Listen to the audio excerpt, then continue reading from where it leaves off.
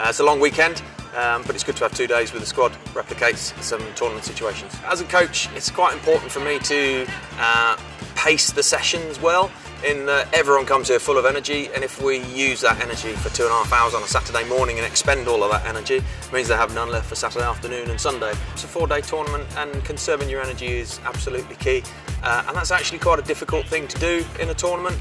I've been to 2 World Cups now, and this will be my 3rd, and it takes a long time to learn, but at the last World Cup I watched the Australians, and they have minimal movement in between games. They are very, very economic with their movement, and that saves all their energy for the key games, which are the knockout games at the end. It's brilliant playing mixed for England. I really enjoy the combination of having both guys and girls in the team. Completely changes the dynamic compared to where you play women and you're having to make a lot of the decisions when you're playing.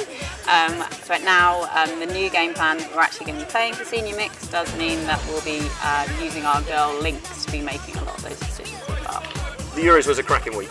We as a team have a fantastic bond. There's a lot of players who have been in the same team together for many years.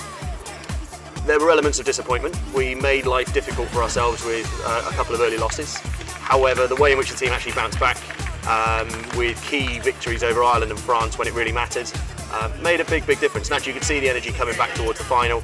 And although the final, we understand we lost it to a better Ireland team on the day, I think the way in which we finished the tournament was a real high, and we've got a lot to take into the 2019 World Cup. It will be my first time going to Malaysia, so that will be an amazing experience if we do get there.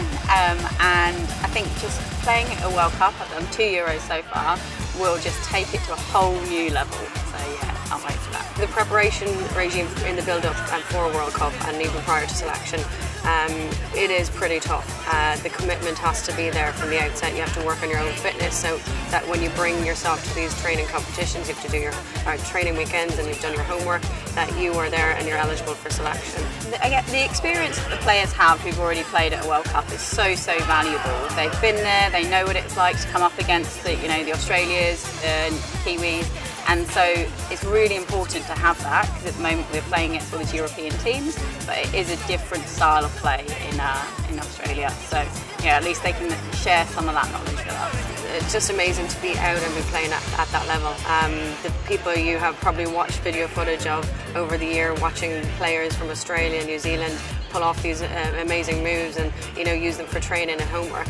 All of a sudden you're up and you're playing against them, but when you're out in the pitch and you're shaking their hands to begin with and hands at the end, it's like we're all the one, we're all playing for the same sport, and it's just an amazing feeling. I was disappointed with the Euros, as we all were. I had a lot of feedback from the squad, and it's all the same. We think we let ourselves down, and we think we need to do better next time. So this year's a very serious year for us.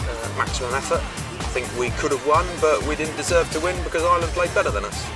They prepared better, they performed better, but it won't be the same at World Cup.